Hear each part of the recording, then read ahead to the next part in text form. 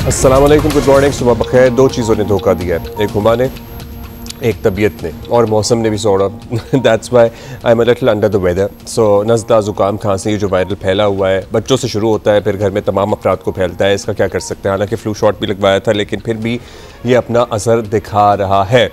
अच्छा जी, बहुत सी खबरें हमारे पास। कल मैच हम हार गए और मैंने पहली इनिंग देखी, उसके बाद आई वाज सो अनवेल के आई टुक रेस्ट, और मैंने सुबह उठ के जब फॉलो अप किया और अपनी बेगम से पूछा और अपने कॉलीग से पूछा कि कैसा रहा मैच और किस तरह हारे। सवाल मेरा ये था कि किस तरह हारे, तो उन्होंने कहा बहुत बुरी तरह, बहुत ही बुरी तरह। बाकी आप समझ जाएं।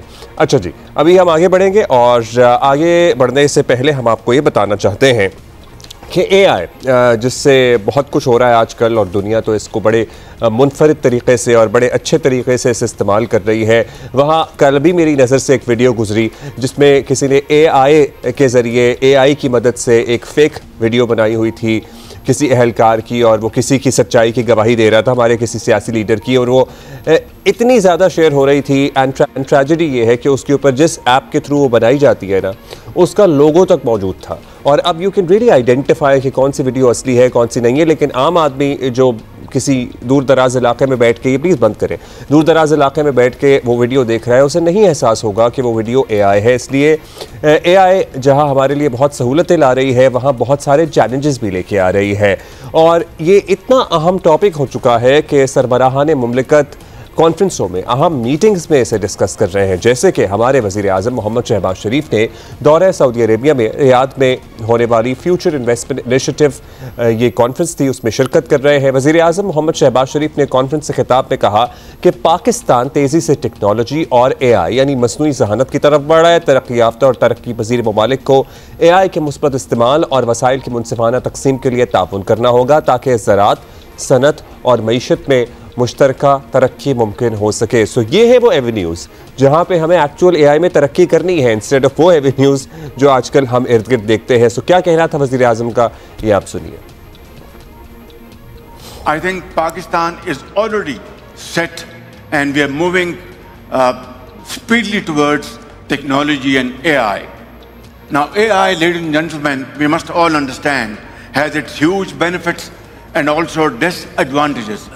I think the global north should come and sit on the table who have already achieved a lot of progress in AI, that how AI technology can best be used to make it productive. And we are at the moment training our youth with AI, with technology, with IT. Prosperity, peace and progress of my people keeps me awake. We have challenges, as I explained to you earlier. We have already achieved macro level stability, but that's not enough. We are a country of 240 million people and challenges of sorts, as I said. But as they say, that you must never lose hope. अच्छा, ये जो था ना, ये वज़ीर आज़म से interview किया गया था जिसमें उनसे सवाल ये किया गया था कि क्या चीज़ है जो आपको रात को सोने नहीं देती, तो ही रिस्पॉन्डेड टू दैट। अच्छा, एक और बात, GCC कंट्रीज़ में आपको पता है football, soccer is extremely popular. मतलब उनका जो स्ट्रीट कल्चर है ना, जहाँ पे वो कावा पी रहे होते हैं, अपना हुक्का पी रहे होते हैं, तो there is one game that they all are watching, चाहे वो गलियाँ हों, बाज़ार हों, कैफ़ेज़ हों, रेस्टोरेंट्स हों, घर हो, एंड दैट इज़ फुटबॉल। और फुटबॉल की जहां बात आती है, पाकिस्तान का नाम आता ही है, क्योंकि ऑल्दो हम कोई फुटबॉल विनिंग नेशन नहीं है, ना हमारे यहाँ फुटबॉल वर्ल्ड कप होने का भी कोई इम्कान है, लेकिन फुटबॉल वर्ल्ड कप कहीं भी हो, फुटबॉल पाकिस्तान का ही होता है। इसलिए जब वर्ल्ड लीडर्स एक गोल में इसके इर्द गिर्द फुटबॉल एक दूसरे को थ्रो कर रहे थे, तो वो फुटबॉल पाकिस्तान के वज़ीर आज़म में भी आना था, क्योंकि अल्टीमेटली फुटबॉल जब भी वर्ल्ड कप में इस्तेमाल होगा, अभी भी, नेक्स्ट में भी, और इससे पहले भी जो हुआ है, वो सियालकोट पाकिस्तान से बन के जाएगा। सो मोर ऑन दैट लेटर। लेकिन अभी हम जरा कल के मैच की तफसील से बात कर लेते हैं। जनूबी अफ्रीका के खिलाफ T20 सीरीज़ का आगाज़ शिकस्त से हुआ है और अब आगे देखते हैं क्या होता है। पिंडी में खेले गए पहले T20 मैच में जनूबी अफ्रीका ने पाकिस्तान को 55 रन के बड़े मार्जिन से शिकस्त दी है।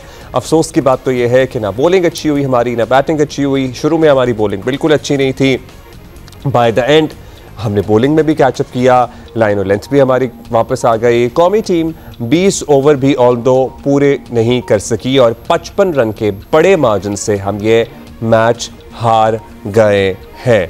सो एक तफसील है हमारी कारकर्दगी की जो हमारे पास स्कोर कार्ड की सूरत में मौजूद होती है, और वो बता दें साहबजादा फरहान और साइम अयूब आए थे ओपन करने के लिए। साइम अयूब 37 रन बना सके, साहबजादा फरहान 24 रन बना सके।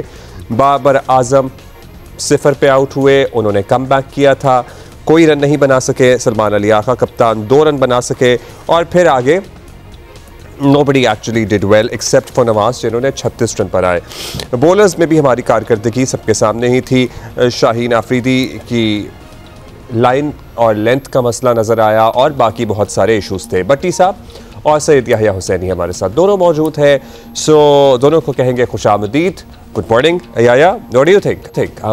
हमें उम्मीद तो थी, क्योंकि अभी स्टैट्स की बात कर रहे थे हम कल ही, 12-12 मैचेस दोनों ने जीते हुए थे, पलड़ा बराबर ही था कहा जाए तो, और हम अभी एशिया कप में सेमीफाइनल तक पहुंच के आए हैं। ठीक है हमारी इंडिया वाली एपिसोड अच्छी नहीं रही थी, लेकिन otherwise we qualified up to the semifinal. So what happened to us yesterday?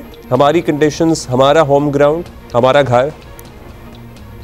Abdullah, अभी आपने अपने इंट्रो में कहा कि आज प्रोग्राम करने के लिए आया, तो एक तो मौसम ने भी आपको धोखा दे दिया और दूसरा हुमा ने भी आपको धोखा दे दिया, और हमारी टीम को तो हर किसी ने ही धोखा दे दिया है। तजुर्बेकार लड़कों ने भी धोखा दे रही है जी, और नए लड़कों ने भी धोखा दे दिया।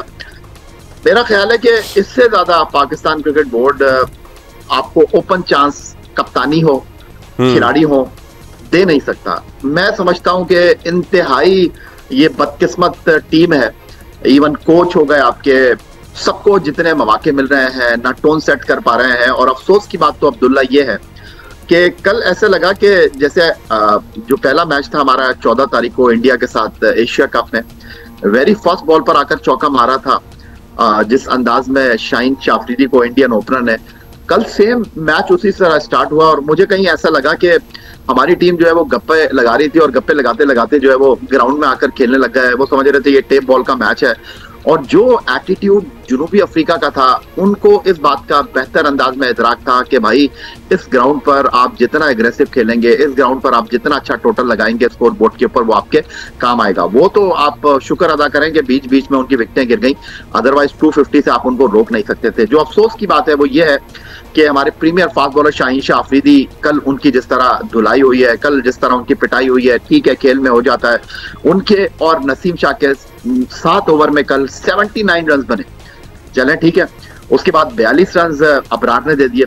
लेकिन जब जनूबी अफ्रीका की टीम बॉलिंग करने के लिए आई है, उनके पास पेस भी था, उनके पास लाइन और लेन भी थी, उनके पास गेम प्लान भी था। हमारे कप्तान को तो समझ ही नहीं आ रहा था कि किससे बॉल कराऊं, किससे बॉल ना कराऊं। लेकिन जनूबी अफ्रीका के ऐसा लग रहा था कि हम जनूबी अफ्रीका में खेल रहे हैं और जनूबी अफ्रीका वाले अपने होम ग्राउंड पर खेल रहे हैं। इंतहाई मायूसी हुई कल के मैच में, हालांकि मायूसी कुफ्र है, लेकिन मेरा ख्याल है कि हमारी टीम को प्रोफेशनल अप्रोच का मुजाहरा करना चाहिए। प्रोफेशनलिज्म की हमारी टीम में बहुत शिद्दत के साथ कमी महसूस की जा रही है। We say this याहिया कि हमारी टीम को प्रोफेशनलिज्म का मुजाहरा करना चाहिए। दीज आर प्रोफेशनल क्रिकेटर्स, इनके पीछे एक पूरी टीम है जो काम कर रही है, इतना बड़ा स्टाफ है, इतनी इन्वेस्टमेंट है, मतलब इनका काम ही यही है। This is their job, this is what they do, this is their profession. So हम क्या करें और क्या करें? हम भट्टी साहब, हम आप ही से जानेंगे कि हम और क्या करें। ये हमारे प्रोफेशनल क्रिकेटर्स हैं ना, हमने किसी और को, अमेरिका की टीम तो नहीं थी हमारी जो हमारे सॉफ्टवेयर इंजीनियर्स को हमने कहा कि आइए क्रिकेट खेल लीजिए। हम और क्या करें? फ़हीम अशरफ को भी लेके आए, वैसे हम उनसे भी हारे में जो पार्ट टाइम क्रिकेटर्स थे। देखें अब्दुल्ला, जब मीडिया के प्रेशर पर टीमें बनेंगी तो उसका यही नतीजा होगा। अगर हमने भट्टी साहब, मीडिया का कौन सा प्रेशर है? ये अभी कप्तानी जो तब्दील हुई है, या सलमान अली आगा जो आए हैं, या सलमान अली आगा जो हटे हैं, बाबर आजम, कौन सा? जियो सबसे बड़ा प्लेटफॉर्म है मीडिया में, कौन से मीडिया के प्रेशर पे टीवी बन रही है? देखें, बाबर आजम के बारे में बार बार मीडिया कहता रहा। बाबर आजम को आप बताएं, बाबर आजम ने कहां परफॉर्मेंस दी कि उनको कमबैक करवाया गया? एक टीम, यंग टीम खेल रही थी ना, उस टीम को अच्छा मैं अपने प्रोग्राम की तो गारंटी लेने के लिए तैयार हूं, और आई एम श्योर आप ही सभी लोग सारा दिन जियो पे होते हैं। हमने तो हमेशा बाबर आजम की इंक्लूजन पे सवाल ही उठाया था। अगर सोशल मीडिया की बात करें तो वो और बात है, या फैन क्लब की बात करें तो वो और बात है, लेकिन मेन स्ट्रीम मीडिया के किसी प्रेशर, और वैसे प्रेशर डालना भी नहीं चाहिए किसी को।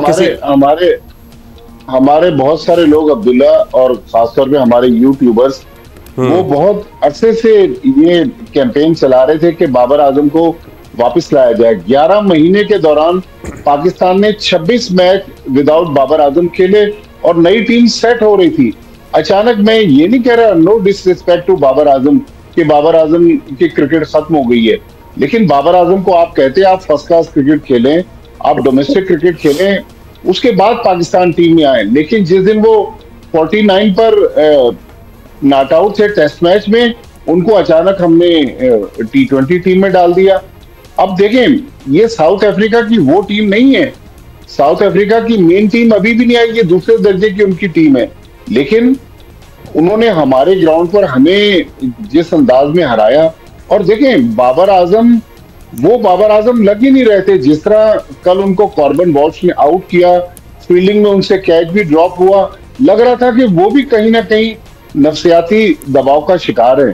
फिर टीम सिलेक्शन में आप देखें, फहीम अशरफ ना पूरे बैट्समैन हैं, ना कप्तान उनको एक ओवर बॉलिंग दे रहे हैं, तो भाई फहीम अशरफ को उनकी क्या जगह थी? वैसे उन्हें खिलाया गया, लेकिन उन्हें कोई बॉल नहीं दी गई, और बैटिंग तो उनसे हुई नहीं, जाहिर है बैटिंग हुई नहीं। तो अब्दुल समद एक यंगस्टर है, डोमेस्टिक में बड़ी उसने परफॉर्मेंस दी हुई, अब्दुल समद को खिलाना चाहिए। देखें, world cup, T20 world cup अब 3 महीने बाद होना है इंडिया और श्रीलंका में।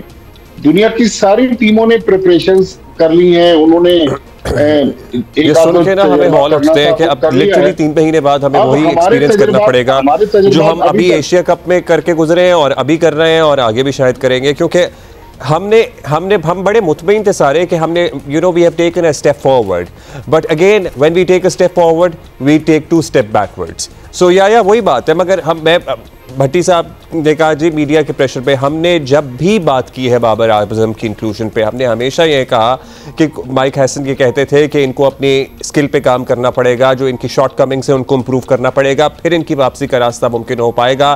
क्या इन्होंने काम किया? नहीं। क्या ये कहीं हमें नजर आए खेलते हुए? नहीं। फिर इनको किस वजह से वापस लिया गया?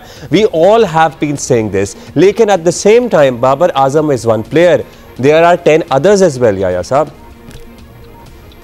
वजह फरमाया अब्दुल्ला आपने, लेकिन बात दरअसल ये कि ये टेलीविजन पर, यूट्यूब पर, जिस तरह माजिद भट्टी साहब ने फरमाया, हमारे जो एक्सपर्ट हैं वो सारे सोल्यूशन आपको बता रहे हैं, सारे वो आपको गिमिक बता रहे हैं कि जीत का फॉर्मूला क्या है। अगर किसी को जीत का फॉर्मूला नहीं पता, अगर कोई खेलना नहीं चाहता, तो शायद हमारी मैनेजमेंट और हमारी टीम, देखिए आप पाकिस्तान के लिए नहीं खेलेंगे तो फिर आपकी कोई जगह नहीं है। अफसोस की बात यह है कि जो माजिद भट्टी साहब ने मीडिया के प्रेशर की बात की, माजी में ये होता रहा है कि हमारे खिलाड़ी बांग्लादेश प्रीमियर लीग में परफॉर्म करते हैं, कैरेबियन लीग में परफॉर्म करते हैं, चलो जस्टिफाई करता है कि उस लीग की बुनियाद पर आपने उनको टीम में ले लिया।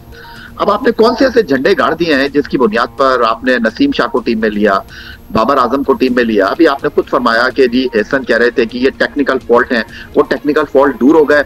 वो टेक्निकल फॉल्ट दूर होना तो छोड़ दें, आप स्विट्जरलैंड में जनाब सैरें कर रहे हैं, और फर्स्ट क्लास क्रिकेट जहां पर आप जाकर जो है अपनी गलतियों की आइडेंटिफाई कर सकते हैं। नहीं, क्योंकि आपको पता है कि सोशल मीडिया टीम, कैंपेन्स आपको टीम में लेकर आ जाएंगी। वो टीम में तो आपको लेकर आ सकती है, लेकिन बल्ले के साथ, बॉल के साथ आप परफॉर्म नहीं करेंगे। हमारे कप्तान का हाल देख लीजिए आप। सलमान अली आगा को क्रिकेट बोर्ड इससे ज्यादा स्पेस दे नहीं सकता, सलमान अली आगा को इससे ज्यादा थपकी मिल नहीं सकती। वो खुद क्या कर रहे हैं, ना बॉलिंग कर रहे हैं, ना उनसे बैटिंग हो रही है।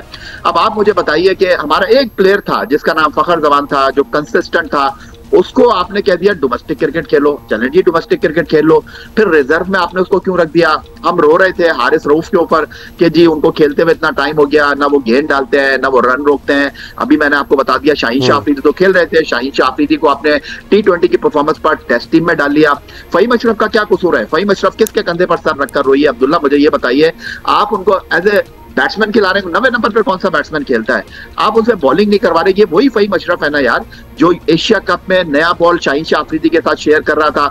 यहाँ पर अब अफसोस की बात यह है कि जो टीम में थे वो टीम में नहीं है, जो बेंच पे बैठे हुए थे वो जनाब टीम के साथ मौजूद है। अभी उस्मान खान टीम में वापस आए हैं। उस्मान खान जो है वो 5वें नंबर पर बैटिंग कर रहे हैं। हसन नवाज जो है वो उनसे नीचे बैटिंग करने के लिए आ रहे हैं। हम किसका रोए अब्दुल्ला, मुझे बताइए। मतलब इतनी ज्यादा कॉम्प्लिकेशंस हैं और फार्मूला वही वाली बात है ना कि किस किस की बात करें। और फार्मूला क्या, फार्मूला तो शायद कोई होता ही नहीं है। फार्मूला तो वो होता है जो आप उस वक्त तरतीब देते हैं, उस वक्त आप अखज़ करते हैं कि आपने इन कंडीशंस में मौजूदा सेटअप में मौजूदा प्लेयर्स के साथ किस तरह ग्राउंड में परफॉर्म करना है। लेकिन at the same time another thing या टीवी पे तज्जिए करना या राय देना या फार्मूला पेश करना आसान है। जब टीवी वालों को ही कहा जाता है ना कभी कि आइए ज़रा बता दीजिए, तो फिर ऐसे फैसले होते हैं जिसका खमियाजा फिर क्रिकेट भुगतती है। सो आई थिंक मैं आपको ये बता दूं, मैं ये बता दूं कि वो आप ग्राउंड में जाकर काम करना तो दूर की बात है, टीवी पर बैठकर बात करना और क्रिकेट बोर्ड में जाकर काम करना दो डिफरेंट काम है। या तो 2 मिनट बोल दिए, खामोश हो गए। Absolutely, this is what I am trying to say. तो फिर वो ऐसे फैसले होते हैं कि हम फिर देखते हैं कि सलमान अली आगा साहब हमारे कैप्टन थे और वो क्यों है वो नहीं पता लगता। अच्छा, अब भट्टी साहब बताइएगा अब क्या करें, मतलब how do we go forward from this. हम फिर कोई मतलब हम यही करते रहेंगे, सीरीज तो चले अभी है और होपफुली कुछ बचा लेंगे, लेकिन this is really a tragedy जो कल हमारे साथ हुआ है, because this is a home ground and this should not have happened. देखिए 17,750 लोग अब्दुल्ला मैच देखने आए और आपको पता है पाकिस्तान में कितनी मुश्किल कंडीशन होती है क्राउड के लिए। और क्राउड फिर अगर बिल्कुल वन साइडेड मैच हो जाए तो क्राउड भी दिल बर्दाश्त हो जाता है। मेरा ख्याल में ठीक है, पहला मैच हम हार गए हैं, पैनिक बटन हमें नहीं दबाना चाहिए। हमें इसी टीम को बाकी 2 मैचेस भी खिलाने चाहिए, क्योंकि हसन नवाज की एशिया कप में बहुत बात हो रही थी कि यार हसन नवाज को बाहर बिठाया हुआ है, बड़ा टैलेंटेड प्लेयर है हसन नवाज, लग रहा उसने भी गलतियों से सबक नहीं सीखा।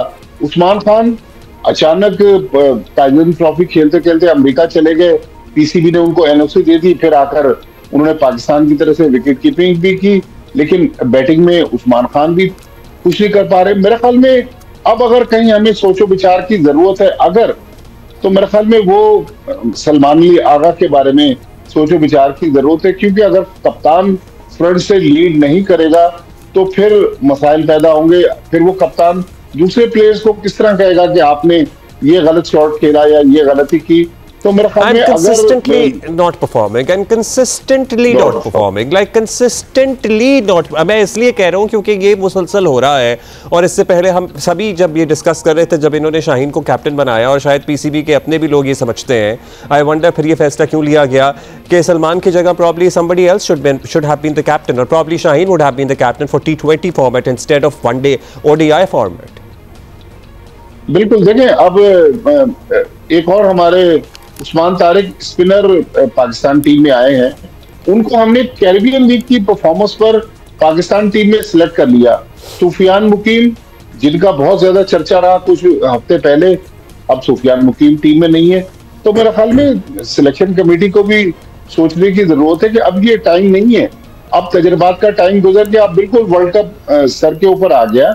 ये तजर्बात तो पता नहीं, हम जो कंसिस्टेंसी एक्सपेक्ट कर रहे थे कि हम एशिया कप के बाद ठीक है जी कंसिस्टेंसी रहेगी, लेकिन उसके बाद जो चेंजेस की गई हैं they have not been fruitful to us. या आप बताइएगा प्लीज़ हमारी कॉन्वर्सेशन में, एक तो ऐड भी कीजिए, फिर दूसरा ये कि do you have any news. Mohammad Rizwan साहब कह रहे हैं जी सेंट्रल कॉन्ट्रैक्ट पे उन्हें रिजर्वेशंस हैं, उन्होंने क्या रिजर्वेशंस अपनी जाहिर की हैं?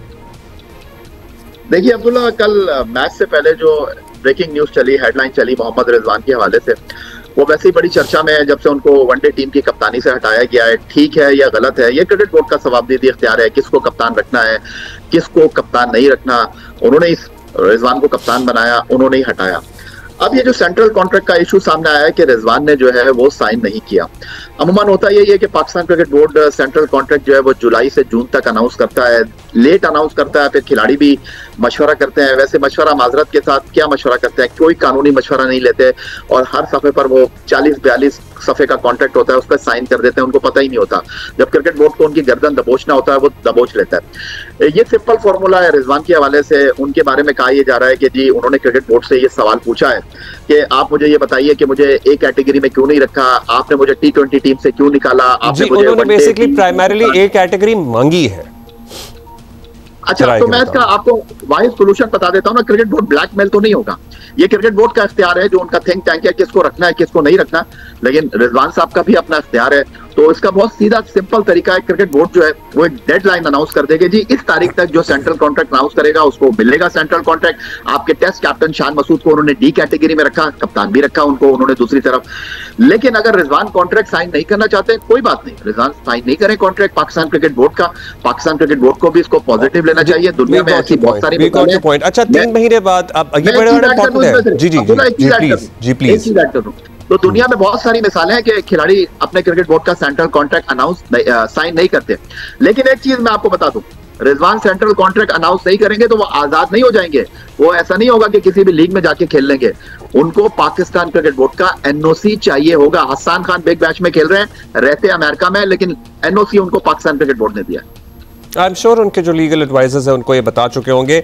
अच्छा 3 महीने रह गए वर्ल्ड कप में, जाहिर है या how do we go forward from here? Salman Ali Agha के साथ ही अल्टीमेटली जाएंगे? दोनों का कमेंट चाहिए मुख्तसरन, भट्टी साहब आपका भी या आपका भी, क्योंकि सलमान अली आगा की कप्तानी और उनकी परफॉर्मेंस तो चले है ही नहीं, उनकी कप्तानी आपको आप कैसे जस्टिफाई करेंगे आप? मेरे ख्याल में अब्दुल्ला अब तो टाइम नहीं है कि हम चेंज करें, इसी कप्तान के साथ हमें आगे जाना पड़ेगा। लेकिन मेरा ख्याल में मोहम्मद रिजवान की जो याहिया बात कर रहे हैं बिल्कुल दुरुस्त कर रहे हैं। मोहम्मद रिजवान के जो रिमोट कंट्रोल है ना किसी और के पास है, तो आपके पास चूंकि टाइम नहीं है तो फिर किसी और प्रोग्राम में उसकी डिटेल बताएंगे। जी या योर कमेंट? देखिए सलमान अली आगा को क्रिकेट बोर्ड के साथ बैठना पड़ेगा, क्रिकेट बोर्ड ने उनको एतमाद किया है। देखिए अभी एक्सपेरिमेंट का टाइम माजरत के साथ अब्दुल्ला खत्म हो गया। अभी आपने फहीम अशरफ की बात की, माजिद भट्टी साहब ने बात की, आप तय कर लें आप उनको किस फॉर्म में खिला रहे हैं, आप बैट्समैन खिला रहे हैं, बॉलर खिला रहे हैं। यार एक आदमी को जब आपने मौका दिया है उसने आपको डिलीवर करके दिया है। आप ये तय कर लीजिए कि सलमान अली आगा का इस टीम में क्या रोल है। अगर वो नहीं फुलफिल करते तो भाई तब्दील करने में कोई हर्ज नहीं है, लेकिन सलमान अली आगा को अपने ओहदे से खुद इंसाफ करना होगा। आप शाहीन आफरीदी की तरफ देखेंगे, कल उनकी कितनी पिटाई हुई है आपके सामने है। आप बाबर आजम को लेकर आ गए हैं, अवाम के प्रेशर पे, सोशल मीडिया के प्रेशर पे, परफॉर्मेंस उनकी क्या है, अगले मैच में रन करेंगे नहीं करेंगे, एक मैच में 40 कर देंगे। मुझे तो इंतहाई अफसोस के साथ आपको ये कहना पड़ रहा है कि ये कौन सी क्रिकेट हो रही है कि आपका साहबजादा फरहान टॉप परफॉर्मर आउट होकर जा रहा है और खुशी इस बात की है कि बाबर आजम ग्राउंड में आ रहा है। जब इस तरह के मामलात होंगे तो फिर हम ये सोच लें कि हम खुश किस पर हो रहे हैं और रो किस पर हैं। इसका मतलब ये है कि क्या इस सोच के सामने फिर क्या घुटने टेक दिए जाए? मतलब ये क्या कोई फैन क्लब है, कोई कल्ट है, क्या है? ज़ाहिर परफॉर्मेंस होगी तो फिर जगह बनेगी टीम में। बहुत शुक्रिया आपका याया हुसैनी, बहुत शुक्रिया माजिद साहब। लेकिन हमने देखा है कि चेयरमैन पीसीबी पर्टिकुलरली, उनके पास एक और ओहदा भी है इस मुल्क में, बड़ा इंपॉर्टेंट होता है। मीडिया पे, सोशल मीडिया पे बड़ी तनकीद होती है, लेकिन इस तरह उसका असर लिया तो नहीं गया आज तक। तो ये इस मामले में क्यों असर लिया गया और किसने असर लिया है? पीसीबी में किसने असर लिया है इस बात का कि जी बाबर आजम को विदाउट एनी प्रोग्रेस, जो कि इससे पहले बताया गया था कोच की तरफ से कि वो जब काम करेंगे तो उनकी वापसी होगी, काम उन्होंने नहीं किया लेकिन उनकी वापसी हो गई है।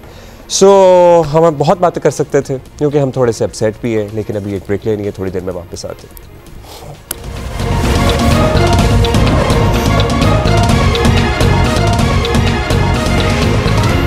अच्छा, एक thing which we were all looking forward to is any positive development from the talks between second round of talks between Afghanistan and Pakistan being held in Istanbul, और अब the talks are officially over। कोई नतीजा नहीं निकल सका है, बेनतीजा ख़त्म हुए हैं ये मुज़ाकरात। ज़ाहिर है उसकी बहुत सारी वजूहात हैं, कल से इस पर बात भी हो रही है, मुख्तलिफ तज्ज़ियाकारों की राय भी सामने आ रही है, इन्फॉर्मेशन भी हम तक पहुँच रही है। ख्वाजा आसिफ साहब कल शाहज़ेब खानज़ादा साहब के प्रोग्राम में थे और उन्होंने भी बहुत सी बातों से पर्दा उठाया। उन्होंने कहा एक नहीं, दो नहीं, तीन नहीं, 4 दफ़ा नहीं, 5 दफ़ा it was all set and done और बातचीत हो गई थी, तय पा गई थी चीज़ें, लेकिन फिर काबुल को जब फ़ोन करते थे तो वो चीज़ें रिवर्स हो जाती थी और बात आगे नहीं बढ़ पाई। लेकिन साथ ही ये भी कहा गया है उनकी तरफ से, अब अफ़गानिस्तान की तरफ से, कि अगर पाकिस्तान ने कोई दरअंदाजी की या दहशतगर्दों के ख़िलाफ़ कोई कार्रवाई की तो वो इस्लामाबाद पे हमला करेंगे।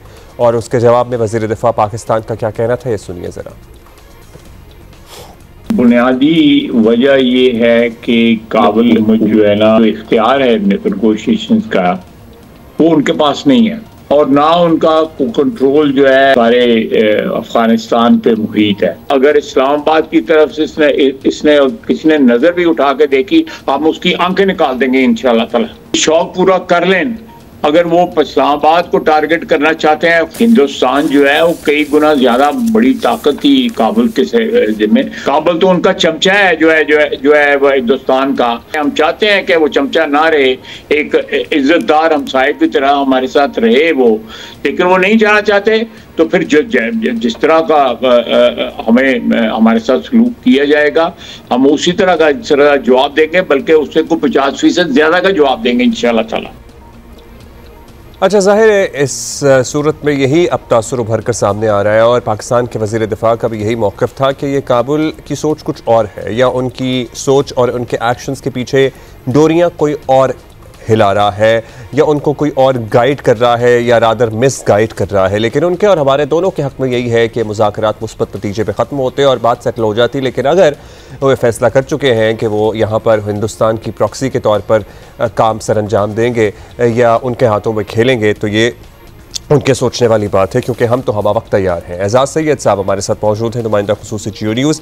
एजाज़ साहब, आप रात को देर तक काफ़ी वीनो के इसको फॉलो करते रहे, क्योंकि पाकिस्तानी वक्त के मुताबिक आप प्लीज़ हमें बताइए कितने बजे ये टॉक्स एंड हुई हैं और किस पॉइंट पे एंड हुई हैं? बहुत शुक्रिया अब्दुल्ला। पाकिस्तानी वक्त के मुताबिक रात तकरीबन 2 बजे ये जो मुज़ाकरात थे ये ख़त्म हो गए थे। अमली तौर पे तो ये मुज़ाकरात कल ख़त्म हो गए थे, और आपको पता 3 दौर हुए थे कल तक, और पहला दौर है 9 घंटे तक चला, दूसरा 7 घंटे तक चला, तीसरा भी तकरीबन 7-8 घंटे तक चला। तो जब परसों मुज़ाकरात ख़त्म हो गए तो जो तुर्किया के मेज़बान थे उनकी ख्वाहिश थी कि एक अटेम्प्ट और ज़रूर की जाए। पाकिस्तान ने गुज़िश्ता रात पाकिस्तानी वफद ने वापस आ जाना था, लेकिन तुर्किया की रिक्वेस्ट के ऊपर पाकिस्तानी वफद ने अपनी जो फ्लाइट शेड्यूल है वो तब्दील किया, और फिर एक दफ़ा अफगान वफद के साथ बैठा और रात गए तक ये बात होती रही। लेकिन अफगान वफद जो हमें पाकिस्तानी ज़राए बता रहे हैं, उनकी सिर्फ एक बात पे वो अड़े हुए थे कि वो किसी किस्म की तहरीरी गारंटी देने के लिए तैयार नहीं थे कि वो BLA को या TTP को रोकेंगे पाकिस्तान पर हमला करने से, गुल बहादुर ग्रुप को और दीगर जो ग्रुप्स हैं। तो ये वो वजह तनाज़ा है पाकिस्तान की तरफ से, और पाकिस्तान की जो चीज़ पाकिस्तान की प्रायोरिटी में नंबर 1 है वो ये है कि पाकिस्तान के ऊपर हमले ना हो। पाकिस्तान का जो सूबा खैबर पख्तूनख्वा है, वहाँ खून और आग की होली खेली जाती रही है, और पाकिस्तान इसी वजह से पाकिस्तानी हुकाम कहते हैं यही वो वजह बनी कि हमें रिस्पॉन्ड करना पड़ा। पहले डिप्लोमेटिकली बताते रहे, डिप्लोमेटिकली कहते रहे, डिप्लोमेटिकली ये बात आगे नहीं बढ़ी, तो फिर दूसरे तरीके से रिस्पॉन्स करना पड़ा, और अब ये मामला उस पॉइंट के ऊपर पहुंच गया है कि जो ही पाकिस्तान के किसी इलाके पर TTP या मौलवी गुल बहादुर ग्रुप या अफगानिस्तान से निकलने वाले किसी दहशत गर्द ग्रुप के लोग यहाँ पर कार्रवाई करेंगे तो पाकिस्तान वहाँ पर कार्रवाई करेगा। अच्छा, ये बताइएगा कि हमारे वज़ीर दिफ़ा भी रात को हमें बता रहे थे, जियो पे बैठे हुए थे, कि जी 5 दफ़ा सब तय हो गया था, उसके बाद जब काबुल फ़ोन करते थे तो मामला रिवर्स हो जाता था। क्या लग रहा था, क्या जो कमेटी जो वफ्द आया हुआ था उनके पास इख्तियारात नहीं थे? क्योंकि प्राइवेटली यही पता लगा है, ज़राए ये बता रहे हैं कि प्राइवेटली वो सब बातें मानते हैं, लेकिन वो कहते हैं कि ये TTP वालों ने हमें मुजाहिदीन फराहम किए हैं और कुछ भी राइटिंग में लिख के देना फिर इनसे जंग करने के मुतरादिफ है। लेकिन चलिए, उनसे तो इनका पुराना ताल्लुक़ है, ये BLA के साथ तो इनका कोई ताल्लुक़ नहीं है। क्या उन्होंने भी इन्हें कोई सपोर्ट फराहम की है ड्यूरिंग देयर वॉर्स? उनको क्यों पनाह दिए बैठे? देखिए, BLA और TTP में बड़ा बुनियादी नोयत का फ़र्क है। BLA एक मजहबी तंजीम नहीं है, जबकि TTP मजहबी नारा तो कम से कम ये लगाते हैं। लेकिन इसके बावजूद हमने देखा कि BLA के जो लोग हैं पाकिस्तानी हुकाम के मुताबिक वो भी अफगानिस्तान में छुपे हुए हैं, और जो TTP का और अफगान तालिबान का ताल्लुक है, देखिए मैं उस वक्त अगस्त में काबुल में मौजूद था जब तालिबान की हुकूमत वहाँ पर आई, तो हमने देखा कि जो सबसे पहले इकदाम किया था इन्होंने वो काबुल की और पूरे अफगानिस्तान की जेलें खोल दी थी, और इन जेलों में TTP के लोग भी कैद थे जो कि बाहर रहा हुए, और TTP के पास जो लीडर्स हैं उनको उन्होंने बड़ा प्रोटोकॉल दिया था, उनका बड़ा वेलकम किया था। तो इशू ये है कि ये TTP को अपना भाई समझते हैं, उनको महाजिर या महाजरीन कह के पुकारते हैं, और पाकिस्तान के लिए TTP जो है वो एक बहुत बड़ा मसला है। और हैरान कुन बात यह है कि आपको पता है होगा कि जो TTP है वो जिनको ये अच्छा समझते हैं, यानी कि तालिबान की मैं बात कर रहा हूँ, तो तालिबान खुद जब भाग रहे थे, जब उनको शेल्टर की जरूरत थी, तो पाकिस्तान में इन्होंने शेल्टर दिया था, पाकिस्तान का जो नमक खाया था। तो एट दैट टाइम ये सारे मामला हुए, लेकिन अभी जब वक्त आया है तो ये TTP को स्पॉन्सर कर रहे हैं, उनको अपनी जगह फ्राहम कर रहे हैं, और अनफॉर्चुनेटली उनके खिलाफ कार्रवाई करने से कार्रवाई करने के लिए तैयार नहीं है। ऑलराइट, सो कोई उम्मीद कि कोई दोबारा दौर होगा, मतलब ये कोई और सेटिंग होगी, या अभी बस यही मामला यही खत्म हो गया है? इसके ऊपर शायद चाइना भी अपना एक रोल प्ले करे, क्योंकि चाइना CPEC को आगे लेके जाना चाहता है, जिसमें उसने अफगानिस्तान को भी शामिल किया और पाकिस्तान की कंसेंट से शामिल हुआ है। पाकिस्तान, चीन और अफगानिस्तान का एक ट्रायलैटरल बना था अभी चंद माह पहले। तो मुझे लगता है कि एक मूव होगी चाइना की तरफ से भी डिप्लोमेटिकली, ताकि चीजें हल हों। चलिए जी, लेट्स सी क्या होता है। वहाँ पे कोई पेशरफ्त होती है, लेकिन बदस्तूर बॉर्डर्स बंद हैं, ट्रेड रुकी हुई है, उस तरफ वाले ताजिर भी मुतासर हैं, यहाँ वाले भी मुतासर हैं। सो यही है अपडेट। बहुत शुक्रिया आपका Ejaz, thank you for being with us. अभी हमें एक ब्रेक लेनी है, और लेनी है जी, ब्रेक के बाद वापस आएंगे।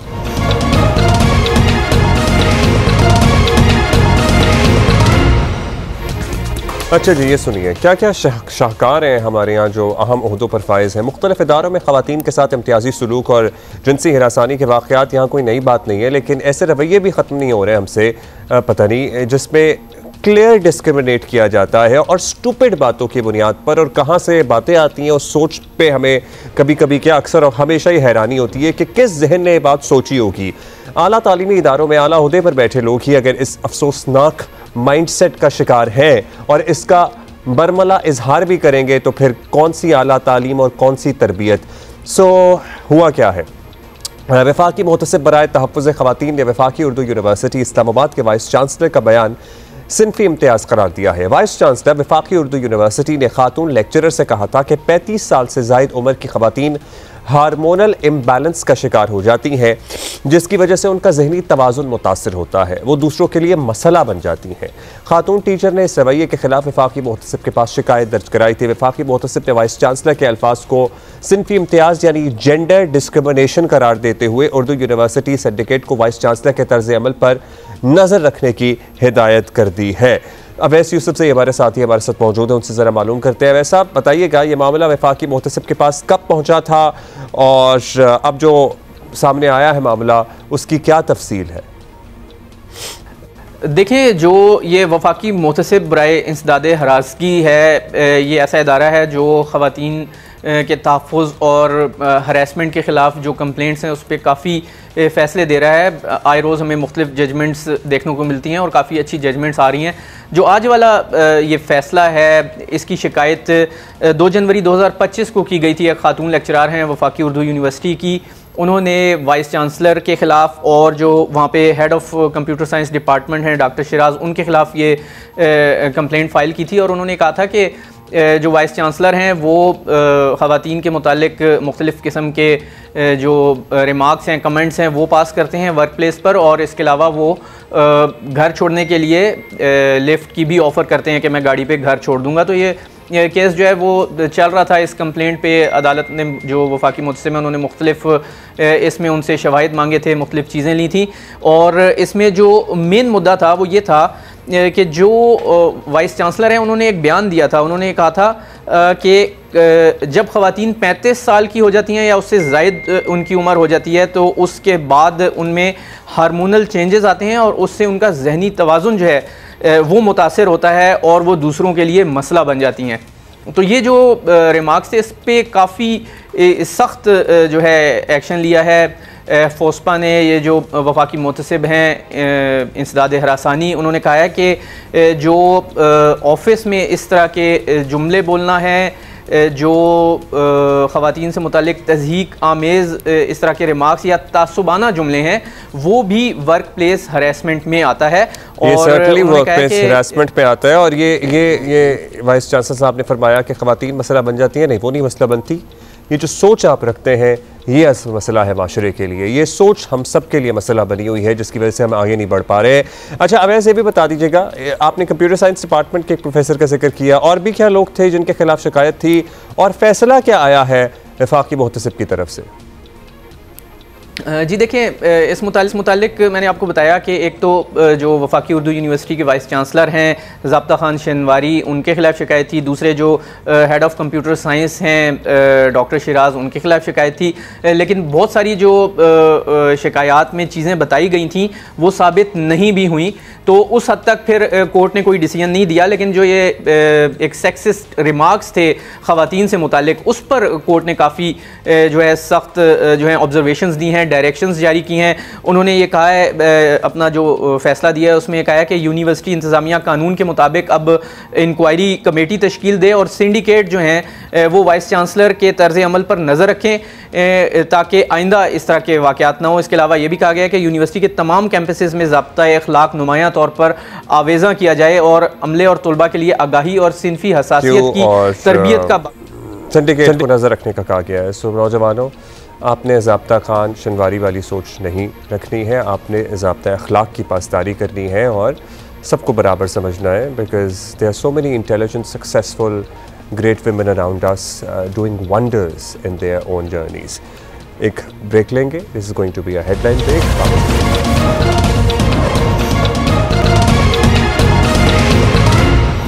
वेलकम बैक जी, गुड मॉर्निंग वंस अगेन। एक बहुत ही अहम मौजू और हम इस पे यकीनन आपकी राय भी जानना चाहेंगे कि क्या आपको भी ये मुश्किल दरपेश है। सैनिटरी पैड्स जो ख़वातीन के हाइजीन प्रोडक्ट है, अब कोई लग्जरी चीज़ नहीं है, ये बिल्कुल बुनियादी ज़रूरत बन चुकी है। यूनिसेफ की 2024 की रिपोर्ट के मुताबिक सैनिटरी पैड्स पाकिस्तान में इतने महंगे हैं कि महज 12% ख़वातीन ही सैनिटरी पैड्स तक रसाई हासिल कर पाती हैं। बाकी ख़वातीन ज़ाहिर है इसके लिए फिर कोई ऑल्टरनेट तरीक़ा इस्तेमाल करती हैं जिससे उनकी सेहत कॉम्प्रोमाइज़ होती है, उनको बीमारियाँ लगती हैं और वो दीगर मसाइल में घिर जाती हैं। एडवोकेट महानूर ने लाहौर हाई कोर्ट में सैनिटरी पैड्स के महंगा होने के खिलाफ दरख्वास्त दायर कर रखी है, जिसमें सैनिटरी पैड्स पर आयद बहुत ज़्यादा टैक्स को चैलेंज किया गया है। दरख्वास्त गुजार का मौक़िफ़ है कि सैनिटरी पैड्स पर 40% टैक्स आयद है, जिससे आम ख़वातीन के लिए सैनिटरी पैड्स की ख़रीदारी नामुमकिन है। इसी पर बात करते हैं, जो दरख्वास्त गुजार है महानूर उमर हमारे साथ मौजूद है। महानूर साहिबा, शुक्रिया, आपने हमारे लिए वक्त निकाला और आपने ये एफर्ट की, ये कोशिश की कि आप आम ख़वातीन की भलाई के लिए ये मामला अदालत लेकर गई। कैसे आपको ख्याल आया? आपके इर्द गिर्द ऐसी ख़वातीन मौजूद थीं, मतलब आप कुछ अरसे से महसूस कर रही थीं कि it has become unaffordable for women? जी, thank you for having me. ये जो एक कहते हैं कि सैनिटरी पैड्स का प्रॉब्लम एक कोई नई चीज़ नहीं है। जब मैं बचपन से देखती थी कि हमारे साथ, मैं सोशल वर्क एक जो चीज़ है जिसमें मैं बहुत शुरू से काफ़ी इन्वॉल्व रही हूँ, मेरी अम्मी भी इन चीज़ों में काफ़ी लोगों की मदद करती रहती थी। तो जब मैं देखती थी कि कुछ काफ़ी मेरे साथ जो आयाबाजी थी स्कूल में, मेरे घर में जो हमारी हाउस हेल्प थी, मैं उनसे पूछती थी, उनसे बातें करती थी कि आप क्या इस्तेमाल करती हैं या आपके घर में लोग क्या इस्तेमाल करते हैं। और जब मुझे जवाब में पता चलता था कि हम तो कुछ भी नहीं, जो कपड़ा मिले, तो मैं ये चीज़ सुन के काफ़ी हैरान हो जाती थी। बिकॉज पैड्स भी आप, और जो सैनिटरी पैड्स भी हैं, उनके ऊपर भी लोग कहते हैं कि आपको ज़्यादा देर वो इस्तेमाल नहीं करने चाहिए, फ्रीक्वेंटली उनको चेंज करना चाहिए। तो हमारी जो जनरल पाकिस्तानी अवाम है, अगर उनके लिए ये अफोर्डेबल नहीं है, तो right to health, right to dignity, उनका basic right to equal participation रोक दिया जाता है। तो ये मेरा एक कॉलीग है एहसन जहांगीर खान, हम लोग बात कर रहे थे कि कितने ज़्यादा पाकिस्तान में कानून जेंडर ब्लाइंड तरीके से बनाए जाते हैं। जो हमारा सेल्स टैक्स एक्ट 1990 में आया था, उसके 6th स्केड्यूल में एक लिस्ट है। उस लिस्ट के अंदर सारे वो एसेंशियल आइटम्स आते हैं जिनके ऊपर ये टैक्स दायर नहीं है। उन एसेंशियल आइटम्स में कि क्या क्या चीज़ें हैं: cheese, paneer, bovine semen that is used for cattle farming, जो फार्मर्स इस्तेमाल करते हैं, ये एसेंशियल चीज़ें हैं। फ्लेवर्ड मिल्क, ये एसेंशियल चीज़ें हैं जिनके ऊपर सेल्स टैक्स नहीं लगता, बट इतनी बेसिक चीज़ सच एज पैड्स पे लगता है। ये this is shocking to me. मुझे लगता है, I would like to think कि ये कोई जानबूझ की नहीं की गई है, बट ये एक ओमिशन है। ये गलती है बाय द स्टेट और by the law makers. But क्यों बार बार स्टेट मशीनरी में भी अब इतनी खवातीन है, ये गलती होनी नहीं चाहिए थी और हो गई है तो उसको ठीक कर देना चाहिए फौरी तौर पर। ये बताइएगा इसकी कोई हेयरिंग हुई है इस दरख्वास्त पे अब तक आपकी, और क्या मौक़िफ़ है आप लोगों का? 40% आप कह रही हैं कि इस पे टैक्स आयद होता है, so what are you asking for from the government? We are asking for all tax to be removed. हम कह रहे हैं कि सारा टैक्स हटा दिया जाए, क्योंकि इसकी जो अभी 25% तो सिर्फ कस्टम्स टैक्स है, राइट? कस्टम टैक्स भी जो इसके प्रोडक्ट्स हैं, जो सुपर एब्जॉर्बेंट पॉलीमर पेपर है, SAP पेपर है, ये सारे जो बाय प्रोडक्ट्स भी आते हैं टू मेक इट, वो हटा दिया जाए, कुछ उसकी फिर प्राइस मजीद अफोर्डेबल हो जाएगी। हमारी डिमांड यही है प्रेयर में, हमारी पिटिशन में, एस एन माई पिटिशन, कि all tax must be remove. जी बिल्कुल, एक हियरिंग हो चुकी है प्रिलिमिनरी सो फार, उसमें जस्टिस जवाद हसन भी हैं, it's a 2-member bench, they have been positive about it. कोई इनिशियल क्वेश्चंस उठाए गए हैं मेंटेनेबिलिटी पे, बट इंशाल्लाह we are hopeful that we will be successful in this claim. अच्छा, ये ज़ाहिर है आज हम डिस्कस कर रहे हैं, लेकिन किसी को पता लगा हो from the government, has anybody try to get in touch with you और योर कॉलीग कि हाँ जी ये बड़ा वैलिड पॉइंट आपने उठाया है and we are trying to work on it, या अभी तक किसी से कोई राब्ता नहीं इस्टेब्लिश हुआ? No contact. Nobody from the government has reached out, nor have we spoken to anybody. And I don't really expect to also hear anything in the near future. चलिए, बड़ा अहम इशू है और आप तमाम उन ख़वातीन के लिए एक कोशिश कर रही हैं जो आप तो कर सकती हैं अफोर्ड, लेकिन ज़ाहिर है इसमें majority of the women in the country can not afford this, और सिर्फ 12%। ये स्टार्ट आपने कहा, ये स्टार्ट यूनिसेफ की रिपोर्ट से उठाया, और जो इर्द गिर्द आपने बात की है ख़वातीन से, उनसे भी आपको यही सेंस मिली है कि they can't access this essential? बिल्कुल मुझे ये सेंस आई है ना। एक और मैंने बात करनी है कि एक्सेसिबिलिटी अगर आपको थोड़ी बहुत मिल भी जाए ना, जो हमारी अर्बन वुमेन है जो लाहौर, रावलपिंडी, इस्लामाबाद, कराची में रहती हैं, जो डोमेस्टिक वर्कर्स होते हैं, वो नॉर्मली अगर इस्तेमाल कर भी लेना, जिस तरीके से वो इस्तेमाल कर पाती हैं उसकी एक जैसे कोई बहुत ही कोई they treated like a luxury item ना, जैसे आप उसको राशन कर करके इस्तेमाल करें, उससे मजीद आपकी सेहत ख़राब होती है। जो हम डिजीज़ प्रिवेंट करना चाह रहे हैं पैड्स के इस्तेमाल प्रमोट करके और कपड़ों का डिस्करेज करके, वही फिर हो जाता है, क्योंकि ये इतना एक सॉर्ट आफ्टर चीज़ है। और ऑल्सो सिर्फ पैड्स को एक से हटा देते हैं, ये इतनी ममनू टॉपिक है कि हम इस पर बात भी नहीं कर सकते कि कैसे इस्तेमाल करने चाहिए, क्या करना चाहिए। ये जो स्टिग्मा है, मैं चाहती हूँ, हम चाहते हैं इस पिटिशन से सिर्फ एक टैक्स ना हट जाए, पर इस टॉपिक के ऊपर, इस उन्वान के ऊपर बात करने का जो हमारा एक ब्लैंकेट बैन लगा हुआ है वो भी हट जाए।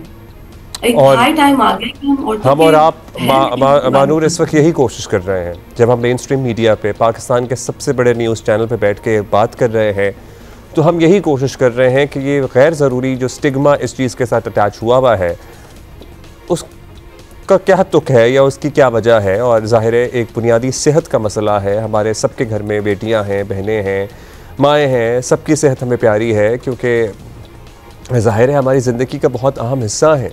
और अगर इस मुल्क ने तरक्की करनी है तो जब तक ख़वातीन की इक्वल पार्टिसिपेशन नहीं होगी, ये मुल्क तो आगे नहीं बढ़ सकता। ये बात आज समझ आ जाए हुक्मरानों को, कल समझ आ जाए, कभी ना समझ आए, ये हुक्मरानों पे डिपेंड करता है। But yes, taking care of the women of the country also comes under this, क्योंकि ज़ाहिर है सेहतमंद माएँ होंगी, सेहतमंद ख़वातीन होंगी, तभी मुल्क भी आगे बढ़ेगा। बहुत शुक्रिया आपका Manoor, thank you for taking this up. और ये बड़ा अहम मौजू था जिस पर हम ज़रूर बात करें। और ये भी एक अहम पॉइंट है कि अगर किसी को शहरों में ख़वातीन को ये प्रोडक्ट मिल भी जाती है, हाइजीन प्रोडक्ट, सैनिटरी पैड्स वगैरह, लेकिन चूँकि महंगा है तो वो उसको इतना सेत कर इस्तेमाल करती है, या उसका जो पर्पज़ है इस्तेमाल करने का वो फौत हो जाता है, क्योंकि ज़ाहिर है अगर आप उसको नहीं तब्दील करेंगे वक्त पे तो वो आपके लिए उल्टा बीमारियों का बाइस बनेगा। सो हम इस पे फॉलो अप सर्टनली रखेंगे। और अभी हम आगे बढ़ेंगे और आगे है हमारे पास कुछ सियासी खबर।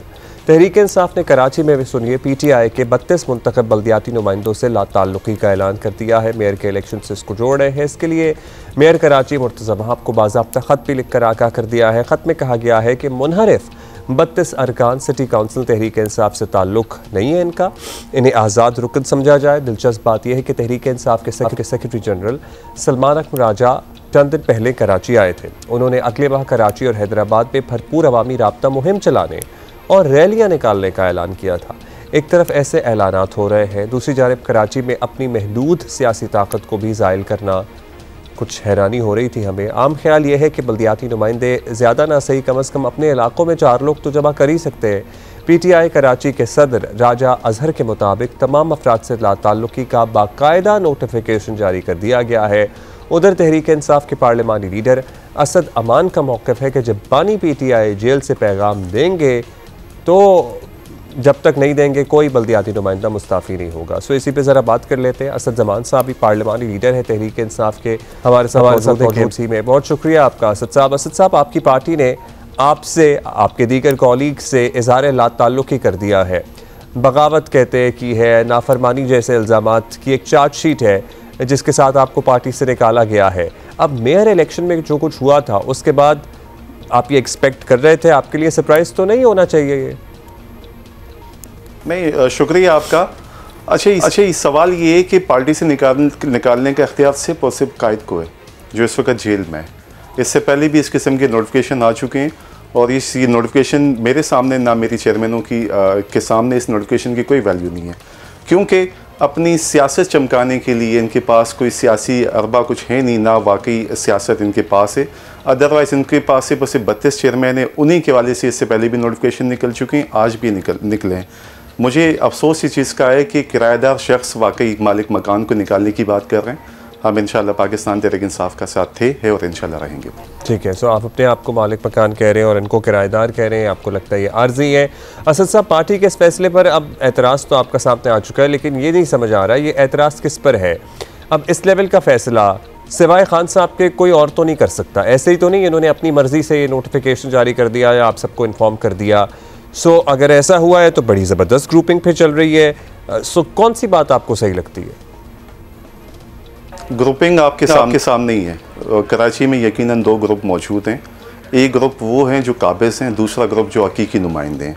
हकीकी नुमाइंदों को वाकई बाहर निकाला गया है और जो काबिज़ ग्रुप हैं वो इस किस्म के नीच हथकंडे इस्तेमाल करते हैं, जैसे नोटिफिकेशन की सूरत में। इनके सामने ही है कि हम इमरान खान के निशान पे, तहरीक इंसाफ के निशान पे आएँ और इमरान खान ही हमें निकाल सकता है। ग्रुपिंग इसमें 2 राय नहीं है, ग्रुपिंग सबसे ज़्यादा वाकई तहरीक इंसाफ मौजूदा कराची क़यादत में। अच्छा, अब वजह जो भी हो, आपने कहा जी सबसे ज़्यादा कराची में आपको ग्रुपिंग नज़र आ रही है। पार्टी की मौजूदा क़यादत जिसके पास इख्तियार है वो तो आप लोगों को अपना हिस्सा नहीं मानते और ये फ़ैसला उस वक्त किया जा रहा है जब एक्चुअली वो कराची हैदराबाद में एक मुल्क की मुहिम रैलियों वगैरह का आगाज़ करना चाहते हैं। तो क्या आपसे इज़हार लाताल्लुकी के बाद आप लोग इन रैलियों को, इन जलसों को कामयाब कराने की कोशिश करेंगे? अब भी आप अपने आप को तहरीक इंसाफ का हिस्सा समझकर उसी तरह उन लोगों के लिए काम करेंगे जो आपको निकाल चुके हैं अपनी तरफ से? देखें, इससे पहले मुर्गिल एहतजाज ना कराची या हैदराबाद में नहीं हुए। तकरीबन 800 दिन से वाकई इमरान खान इस वक्त जेल में मौजूद हैं। आज इनको ख्याल आया और इससे पहले जो आप अपना हिस्सा नहीं समझते, मुझे ताजुब इस बात पे है कि यहाँ इंतहा हर चीज़ की। जो मखसूस नशिस्त पे हमारी ख़वातीन बैठी हुई है उनको हमने वोट कास्ट ही नहीं किया। 9 मई के बाद हम तमाम चेयरमैन मौजूद ही नहीं थे। तो मुझे ये अलमिया वाली बात है कि हमारी वाकई ना हमने साइन किया है, ना उस पेपर पे उस वहाँ इलेक्शन कमीशन में मौजूद थे। वो जो ख़वातीन मखसूस नशिस्त पे जो आज कौंसिल में बैठी हुई है, आखिर वो आई कैसे हैं?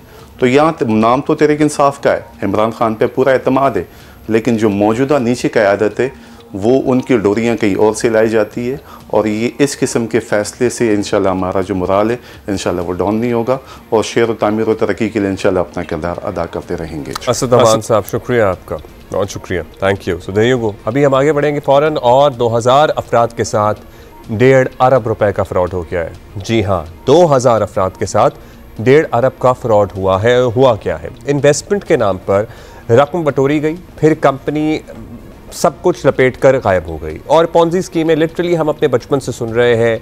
ये एक और स्कीम सामने आई है। पॉन्जी स्कीम चलाने वाले सिस्टम की खामियों का फ़ायदा कैसे उठाते हैं और अपने गैर कानूनी बिजनेस मॉडल को कैसे मजबूत करते हैं, इस बारे में जियो न्यूज़ के हमारे साथी हैं वलीद अहमद। उन्होंने बड़ी इंफॉर्मेटिव रिपोर्ट बनाई है ताकि प्लीज़ आप भी देखें, मोहतात रहें, बचें इस किस्म के फ्रॉड से। पॉन्जी स्कीम, ज्यादा मुनाफे का लालच दिया, सादा लो आवाम से सरमाया बटोरा और फिर सब कुछ समेट कर गायब हो। यही पुराना खेल खेला फॉर यू रियल ट्रेडर्स ने। दूध के कारोबार का दावा किया, हर माह 8 से 10% मुनाफे का झांसा और शानदार दफातर के जरिए आवाम का एतमाद जीता। नतीजा 1.5 अरब रुपए का फ्रॉड और 2000 से जायद मुतासरीन। किसी ने जायदाद बेचकर 50 लाख लगाए, किसी ने 15 लाख तो किसी ने जेवर बेचकर 10 लाख की सरमायाकारी कर दी। मेरे 15 लाख रुपए थे जो मैंने इन्वेस्ट किए थे, जो मेरी हक हलाल की कमाई थी, जो मैंने बहुत अरसे से कमाई। 1 मिलियन हस्बैंड की, फिर 3 लाख मेरी भी सेविंग थी। डिप्रेशन में चली गई थी। तकरीबन 1 हफ्ता 1.5 तो बिल्कुल सिर्फ रोना ही होता था कि इतना ज़्यादा मेहनत का पैसा था। हमारी तो इदारों से भी दरख्वास्त है कि इनके ऊपर एक्शन लिया जाए। सारी चीज़ें हम लोगों ने जमा की। हमारे ग्रुप एडमिन ने हमारे साथ बहुत ताउन किया। उन्हीं की तो फिर हम लोगों ने फिर नैब में हमने अपनी चीज़ें जमा कराई और उसके बाद फिर हमें कॉल अप नोटिस आए। जो न्यूज की तहकीक के मुताबिक SCCP ने जुलाई 2022 में ही इस कंपनी की सरगर्मियों को मशकूक करार दिया। लेकिन सवाल ये है कि फिर अगले 2 साल तक कंपनी कैसे धड़ल्ले से काम करती रही।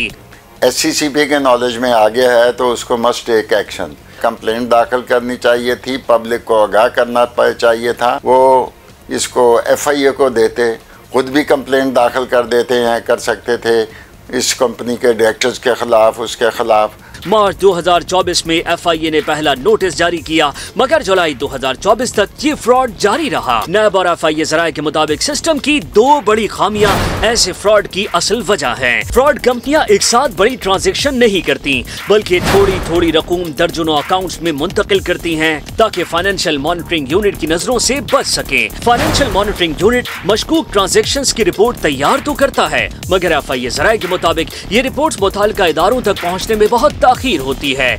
इस दौरान स्कैमर्स बड़ा फ्रॉड करके गायब हो जाते हैं। ताहम माहिरीन के मुताबिक हल सिर्फ यही है कि जैसे ही मुताल्लिका इदारों को अवाम से इन्वेस्टमेंट लेने की इत्तला मिले, वो फौरी तौर पर सेंट्रलाइज सिस्टम के जरिए दूसरे इदारों तक पहुँचाई जाए। अगर ऐसा न हुआ तो अगला फ्रॉड फिर इसी तरह दोहराया जाएगा। कैमरा टीम के साथ वलीद अहमद, जियो न्यूज़, कराची। SCCP को भाई बर वक्त एक्शन लेना चाहिए था, FIA को रिपोर्ट करना चाहिए था। होपफुली कुछ रिकवर हो सके, कुछ इन लोगों को बुलाया जाए, पकड़ा जाए। यूजुअली गैर मुल्की मतलब गैर मुल्कों में फ़रार हो जाते हैं लोग पैसा वैसा शिफ्ट करके। सो या कुछ करें इस सिलसिले में और मुतासरीन को उनकी जमा पूंजी वापस मिले। और आवाम वैसे पता है क्या, जब एक पूरा सिस्टम दिखाया जा रहा होता है ना कि जी हमारा डेयरी का कारोबार है, ये तो हमारी SCCP में रजिस्टर्ड कंपनी है, ये तो देखिए हमारा दफ्तर कितना लाविश है, तो बेवकूफ़ बन जाते हैं लोग। इसमें ज़रूरी नहीं है कि सिर्फ बहुत ही सादा लोग बेवकूफ़ बने, कोई सेटअप बनाया हुआ होगा ना डेयरी वेरी का, दिखाते होंगे लेके जाके। सो या सब कुछ लपेटा फ़रार हो गए। ब्रेक लेनी है, वापस आएंगे थोड़ी देर में। Good morning.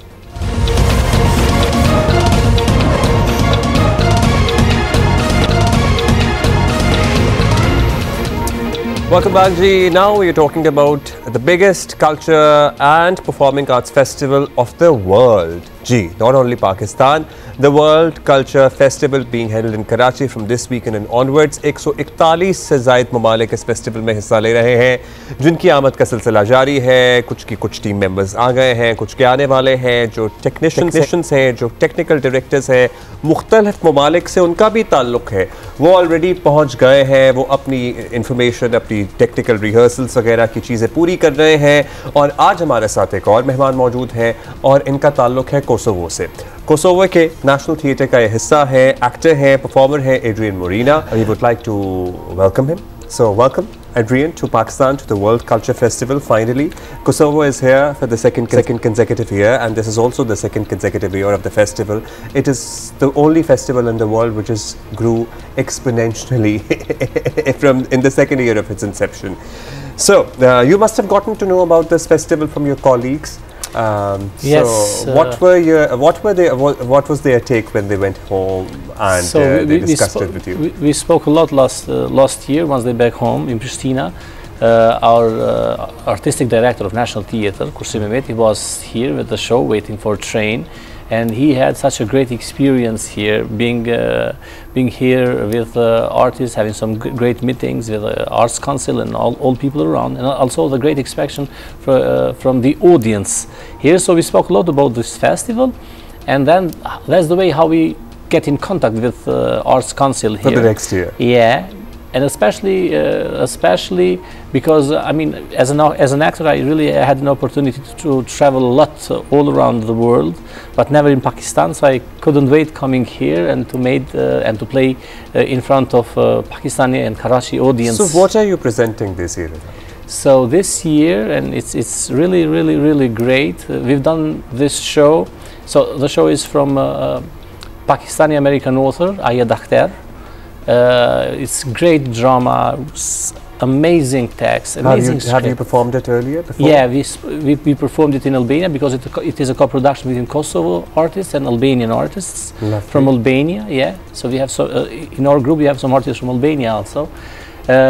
So we choose to work in this text because it's kind of similar. There are some similarities between the origin of the author and also our past. I mean, Kosovan past. It speaks a lot about identity and how people sometimes they are forced to hide their identity to achieve something. Especially when you immigrate or when you live somewhere abroad, you need somehow to pretend someone who you are not. And in the end, not that you can achieve anything, but you lost even yourself. So this is the. I mean, the author won he won the Pulitzer Prize. He won a Tony Award. So one of the greatest texts that I have ever read. Is such a precious text. It's amazing, really. So that's how we found how we fall in love with the text first. And then once this Kushtrim, who was there last year, saw the show, he immediately said that we need to apply with this show to play in Karachi, in Pakistan, because it's going to be... Would you be performing in English or... No, unfortunately, no, not yet.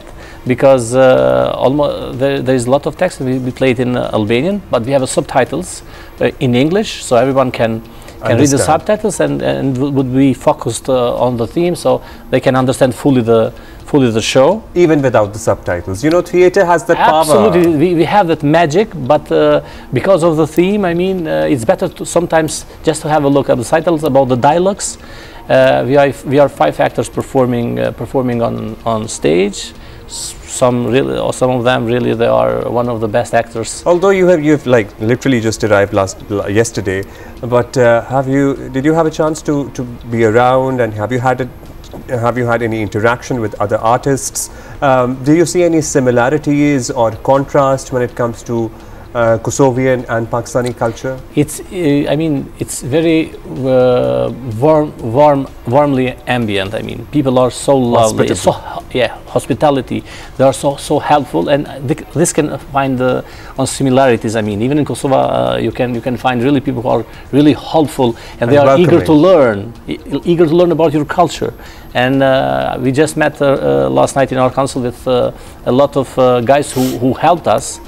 From Ahmed Shah, director of Arts Council, the president, and also the other guys who helped us a lot coming to this day here, and I'm really thankful to all of them. So to Arman, to Ladani, to Adnan, to everybody who is in the team, to the whole Arts Council team, big shout out. And obviously the president. So ये कह रहे हैं कि एक चीज़ जो इन्हें मुश्तरक लगी है कोसोवन कल्चर और पाकिस्तानी कल्चर में, वो ये है कि लोग एक दूसरे के बारे में बड़े क्यूरियस होते हैं, बड़े वेलकमिंग होते हैं, एक दूसरे के कल्चर के बारे में जानना चाहते हैं. They really want to know each other. So yes, हम इंट्रिग तो होते हैं, हमें तो वैसे ही बड़ा शौक है, और हम हॉस्पिटल भी हैं, हम बहुत मेहमान नवाज भी हैं. So वो तो दुनिया मानती है, वो तो we are really proud of it. अच्छा जी. Also, do you think culture is obviously performing arts is a very important tool, you know, theatre, film, music, to bridge gaps between nations and countries. So, do you think that this, you know, you coming here for the 2nd consecutive year, this can bring us closer, the Pakistan and Kosovo? Absolutely. This can bridge gap between the 2 countries and nations? Absolutely. And there can be more exchange ultimately? Yeah, I mean, this is the way how it starts. It starts always, we have full mouth like always saying that the culture is the best ambassador, but sometimes we just say it like just to be there as a word. But this is the way how the bridges are built. Yeah. And this is a great opportunity to meet the artistic scene here, and not only coming here, because for sure that we are going to invite next year in my festival in Prizren. It's Open Air International Theatre Festival. Lovely. I say it big, but once I hear that your festival is about 140 cultures, I'm ashamed that I'm saying my festival is really big. No, but for sure that we are going to invite some Pakistani artists next year in our festival there. So this is the starting point of getting to know each other. But also in the future, for sure, there are going to be some co-productions in theater scene for sure, and also in films. We need to try and to improve this relation between countries, between artists, and this is a great possibility. I mean, this festival, your festival, is a great opportunity for artists. First, to get to know each other, to get to know their cultures, but also to see the opportunities to work together. I mean, doing films together. You certainly see the potential of future collaborations and, you know, co-productions maybe, and more exchange.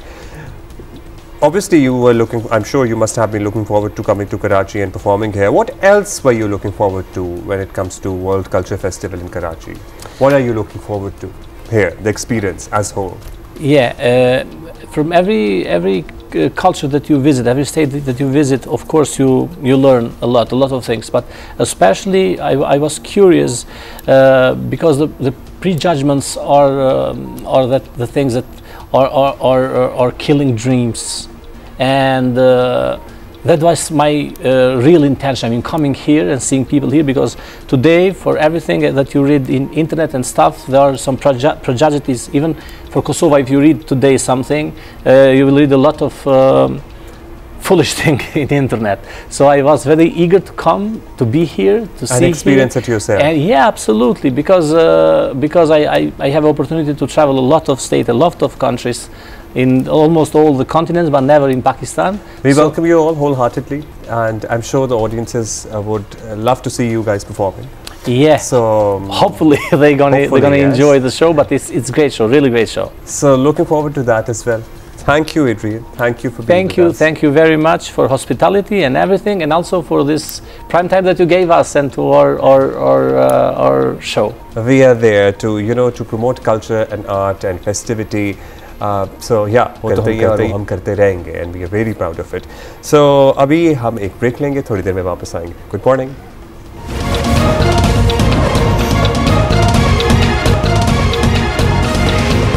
Welcome back जी। ये दुरुस्त है कि हुकूमत ने जैसे तैसे करके मईशत को दिवालिया होने से बचा लिया, मगर मईशत को बचाना नहीं, इसे चलाना भी है, और अब तक माशी अशारिये कोई ज़्यादा हौसला अफजा नहीं है। आलमी बैंक के जारी करदा ताज़ा आदाद-ओ-शुमार के मुताबिक पाकिस्तान में हर चौथा शख्स गुर्बत का शिकार है, यानी मुल्क की आबादी का 25% से ज़ायद हिस्सा गुर्बत की लकीर से भी नीचे ज़िंदगी गुजार रहा है। मुल्क की फ़ीकस मजमूई कौमी पैदावार भी कम है। 30 जून 2025 को ख़त्म होने वाले माली साल में माशी ग्रोथ तकरीबन 3% रही है, जो अलार्मिंग है। बैरूनी सरमायाकारी में भी कोई खातिर का इजाफा नहीं हो सका है। ऐसा लगता है कि ख़ुद हुकूमत भी ये एहसास कर रही है कि शायद वो माशी नताइज अब तक नहीं मिले हैं जिसकी उसे तवक्को थी, लेकिन कैसे मिलेंगे, ये भी एक सवाल है। शहबाज राना हमारे साथ मौजूद हैं, सीनियर सहाफ़ी हैं, मामलात पे गहरी नज़र है उनकी। शहबाज साहब, तो पहले तो शरत वाले ताज़ा फैसले पर ज़रा बात कर लेते हैं। बिज़नेस कम्यूनिटी ज़्यादा खुश नहीं है, उन्हें शरह सूद में मज़ीद कमी की तवक्को थी या ख्वाहिश थी, क्या समझते हैं आपको, ये फ़ैसला ठीक है, वक्त की ज़रूरत के मुताबिक है? बिस्मिल्लाहिर्रहमानिर्रहीम। देखिए, आप तो बिज़नेस कम्युनिटी की बात कर रहे हैं ना। वज़ीर-ए-आज़म पाकिस्तान मियां मोहम्मद शहबाज शरीफ साहब भी इस फैसले पे खुश नहीं होंगे। लास्ट टाइम जब मॉनेटरी पॉलिसी कमेटी की मीटिंग हुई थी और उस वक्त मुल्क में सैलाब की सूरत हाल थी, तो उसके बाद एक फ़ंक्शन हुआ था प्राइम मिनिस्टर हाउस में, तो वहाँ पे उस फंक्शन के दौरान जो मेरी इत्तला है कि प्राइम मिनिस्टर ने गवर्नर स्टेट बैंक को मुखातिब होकर कहा कि आपने 1% शरह सूद कम करनी थी और आपने नहीं की। आप जो बात कह रहे हैं कि सैलाब की वजह से ये हम नहीं कर सके, ये उस वक्त की एक बात है जो आज भी सही साबित होती है। अगर आप इकोनॉमिक थेरीज देखें, IMF की जो अपनी पॉलिसी प्रिस्क्रिप्शन है उसको देखें, जो state bank of Pakistan follow करता है रियल पॉजिटिव इंटरेस्ट रेट, मतलब ये कि शरह सूद इतनी होनी चाहिए जो महंगाई से थोड़ी सी ज़्यादा हो। तो महंगाई आपको पता है एवरेज आज भी 4.5% है, शरह सूद 11% है।